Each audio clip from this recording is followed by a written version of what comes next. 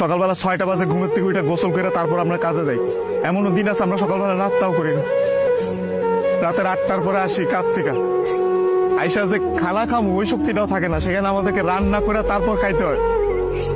আমাদের কোনো ছুটি নাই। একদিন আমরা ছুটি পাই, ওই দিন আমরা ঘর গুছাইতে, কাপড় ধুইতে, এটা সেটা করতে করতে চলে যায়। কাপড় ধোয়ার জন্য যে মানুষ রাখলে তো টাকা যাবে, বেতন দিতে হবে ওদের।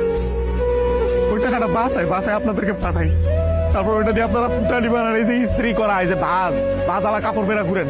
আর এই যে কাপড়, আমরা কাপড় পরতে পারি না ওইখানে। এই যে এখানে দেখেন না ভালো ভালো কাপড় পরে ঘুরতেছি, এটা খালি আপনা আম্মা আত্মীয় স্বজন দেখে ভাবে যে অনেক সুখে আছে। ওখানে তো জামা কাপড় পরার টাইমই পাই না আমরা। কখন জামা কাপড় পরবো? সারাদিন তো ইউনিফর্ম পরেই থাকা লাগে। রাতের বেলা খাওয়া খাওয়ার পরে এই যে 5টা মিনিট মা বোন বাপের সাথে কথা বলি, ওইটাই আমাদের জীবনে সারাদিনের সুখ। সারাদিন কষ্ট করে ওই যে 5টা মিনিট মায়ের সাথে কথা বলবো, এটার জন্য 16 ঘন্টা 18 ঘন্টা করে আমাদের চাকরি করা হয়।